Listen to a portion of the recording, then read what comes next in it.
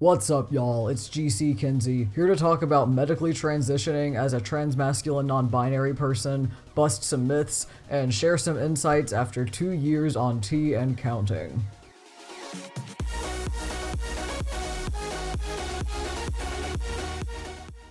If there's one thing I've grown more and more aware of throughout my time on testosterone, it's that the vast majority of people outside the trans community don't seem to realize that non-binary people can medically transition. Heck, even a lot of people within the trans community don't seem to realize that. And I think we need to have more conversations about it, because the misconception that non-binary people don't medically transition makes non-binary medical transitions so much harder than they need to be.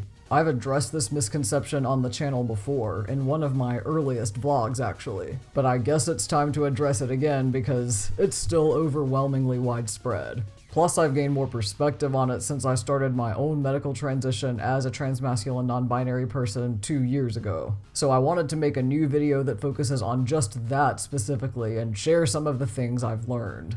First things first, where does this misconception even come from? I think the idea that non-binary people don't medically transition comes from a deeper misunderstanding of what non-binary means, and more broadly what transgender means, and also what transitioning entails. So let's define those things. Transgender means that your gender is different from the one you were assigned at birth. That includes trans women who were assigned male at birth but are actually women, and trans men who were assigned female at birth but are actually men. It also includes non-binary people because we don't have a system where babies get assigned non-binary at birth.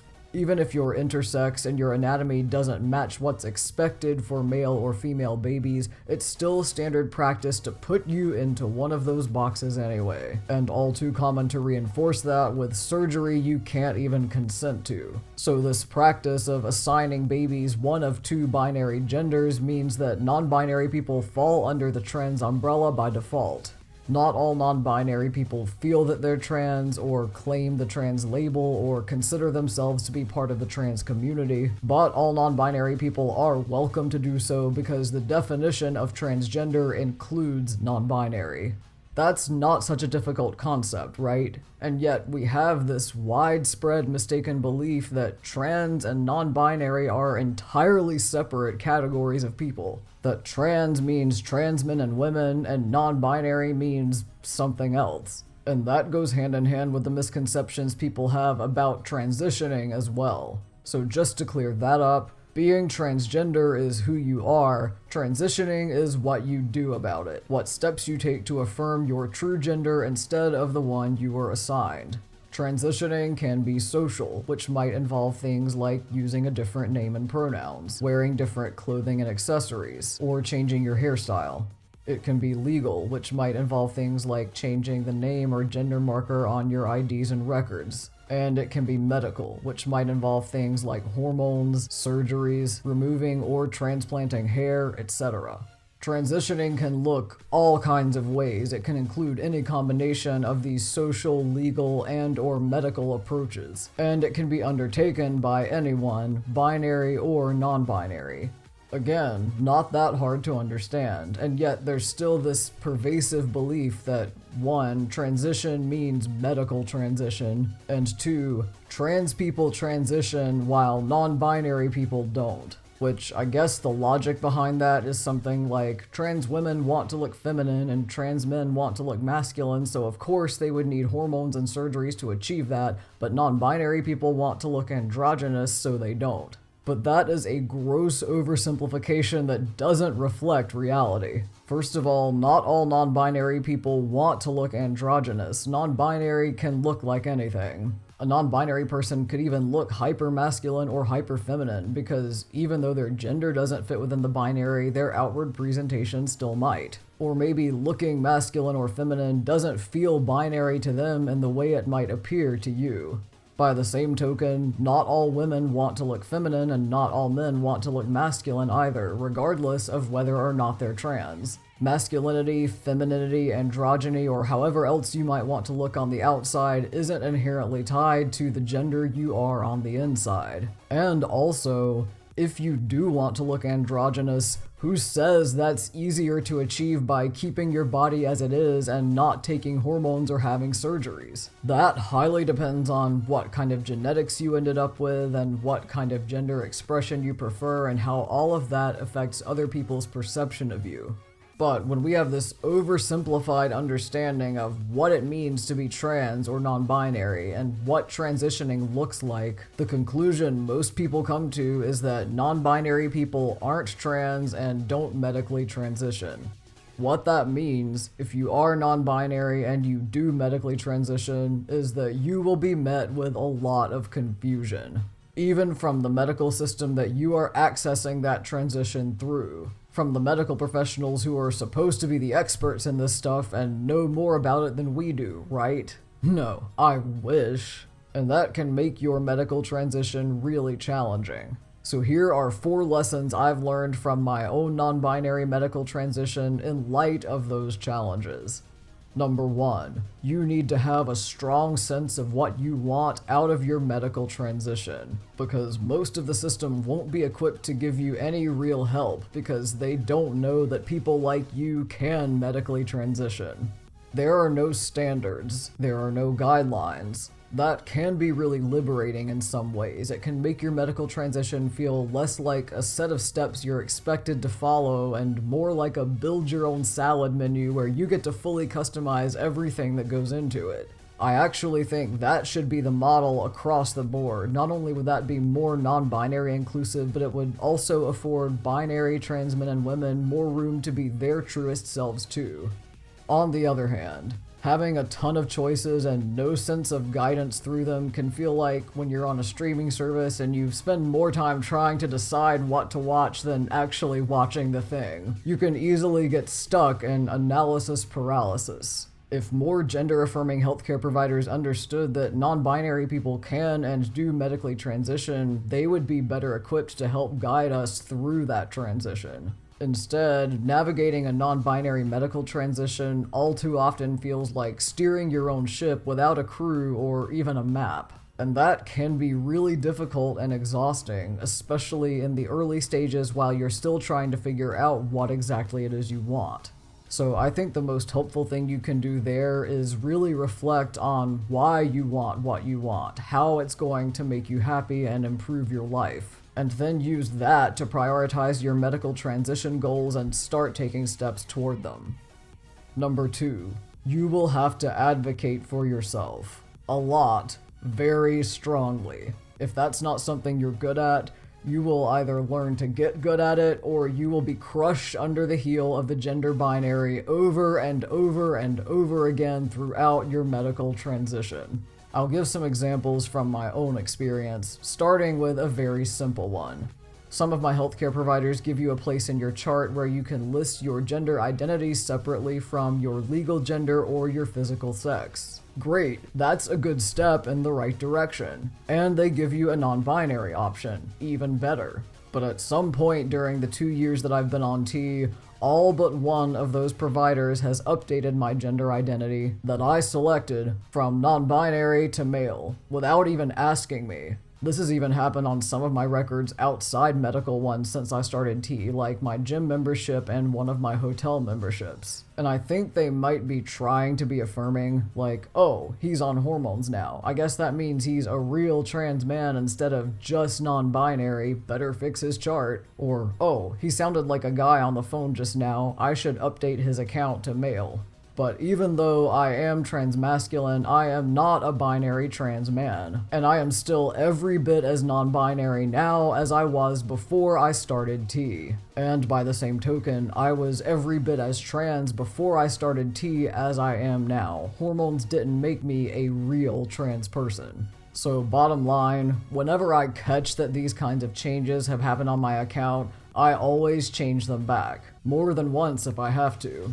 So that's one example, but then there's the whole other end of the spectrum where, with some folks, I still have to advocate very hard not to be treated like a woman. And in those situations, I actually feel very lucky that the right pronouns for me as a non-binary person are he, him, because people at least know how those pronouns work. I can only imagine it's 10 times harder for non-binary people who use they, them, or it, its, or neo-pronouns and don't use he, him, or she, her at all. But as much as my pronouns work in my favor, I find it impossible to explain the non-binary nuance of things like how I want to be called he or sir, but not Mr. to anyone who's struggling not to call me she. Someone like that isn't going to have a clue what to do with mix. In those situations, my best bet is to say something like, Mr. Kinsey is my dad, please call me GC, but sometimes I just have to take the L on that one. And I think that's an important part of learning to advocate for yourself. You will likely have to pick your battles, and you'll learn to save your energy for the most important ones. For me, that's making sure that anyone who is directly involved in my gender-affirming care knows that I'm a transmasculine enby rather than a binary trans man, and understands what that means for my transition goals. That way, I don't risk getting shoehorned down a binary path that isn't going to work for me.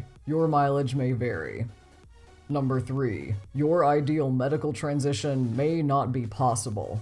I've heard a lot of non-binary people express the desire to pick and choose which changes you get from hormones, which unfortunately you just can't do. There are some workarounds. For example, if you wanted all of the effects of estrogen except for boobs, you could go on E and then get top surgery. Or if you want to try to prevent or mitigate male pattern baldness on T, a DHT blocker like finasteride might help. But overall, when it comes to hormones, there's only so much you can control about how your body responds and what changes you'll get. A lot of that is based on a combination of genetics and sheer dumb luck. You might get some changes you don't want. You might not get some changes you do want. Medical science hasn't yet figured out a way to say, make these changes happen in this way on this timeline, but not these other changes. And that can introduce risk for a non-binary person who would be euphoric about some changes and dysphoric about others, especially when you factor in that some changes are permanent while others are only present as long as you stay on hormones.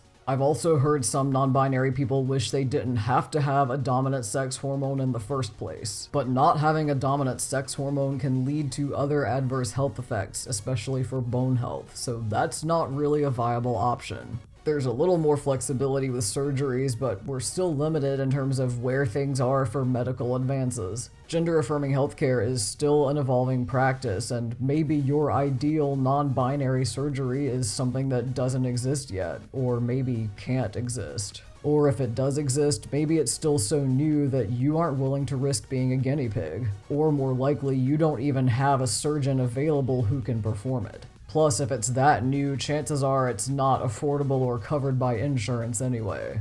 These kinds of limitations around what's possible with hormones and surgeries mean that you'll have to make choices. You might have to sacrifice some aspect of medical transition you want in order to avoid some aspect that you don't want. And that can be really hard to grapple with. But that's why I think it's so important to inform yourself about all of your gender-affirming healthcare options. Do your research and talk to your providers and community members about what your goals are so that you can find out what is possible. Number 4, your non-binary medical transition is paving the way for the future. No matter how difficult a non-binary medical transition might be to undergo, rest assured that things are moving in the right direction for us, and you are part of the reason why. If you have started a medical transition as an openly non-binary person, you're letting every healthcare worker that you interact with know that people like us exist. You're providing valuable data points about the kind of care we might need, and as a result, that care is growing more and more available.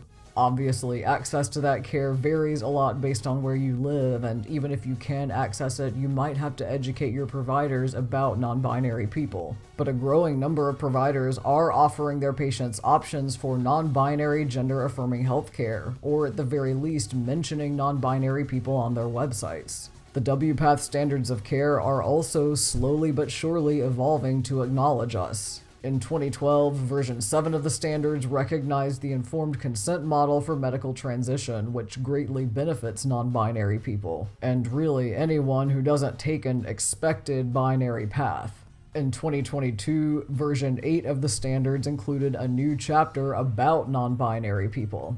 None of that would have happened without non-binary trailblazers medically transitioning. And whatever happens in the future for non-binary medical transition will be thanks to those of us who are still blazing that trail today. Medical transition is still challenging for non-binary people to navigate, but it is getting easier little by little, and I can only hope it keeps getting easier for future generations. A few final thoughts before I wrap up. If you're watching this as someone in the healthcare field, especially someone who provides gender-affirming healthcare, I hope this video has helped you understand how much more complex and nuanced transition is than most people assume, how it isn't just medical and it isn't just binary. I hope you've gained some insight into the struggles and erasure that your non-binary patients might face if they try to access medical transition, and I hope that helps you improve your care.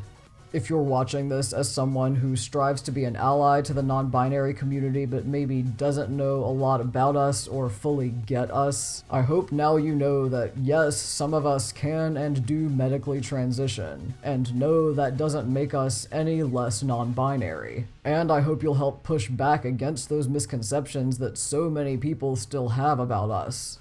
Last and most importantly, if you're watching this as a non-binary person who's embarking on a medical transition, and you're constantly encountering people who didn't know you could do that, and maybe trying to erase or invalidate or gatekeep you, I hope you know that no matter how frustrating this whole experience can be, the reward of living authentically is worth it. You're worth it. You're incredible. You deserve the world. Keep on being the change you want to see. And with that, now is where I want to turn the conversation over to you. For those of you who have experience with medical transition as a non-binary person, what has that been like? What kinds of misconceptions have people had about you? What advice do you have for any fellow non-binary people going on this journey? And whether you're a medically transitioning non-binary person or not, what questions do you have about all this? Drop a comment below and let's get a discussion going. You can also reach out to me on other social media. I'm GC Kinsey across all platforms. And while you're here, feel free to check out some of my other videos. I've got more vlogs like this one about my experiences as a queer person, along with cosplay music videos, cosplay tutorials, a whole bunch of cool resources for singers about voice changes on testosterone, and more right here on this channel. So make sure to like and subscribe so you don't miss anything new. And with that, thank you so much for watching. Thank you so much for your support. I hope this gave you something new to think about, and I will see you on the next one.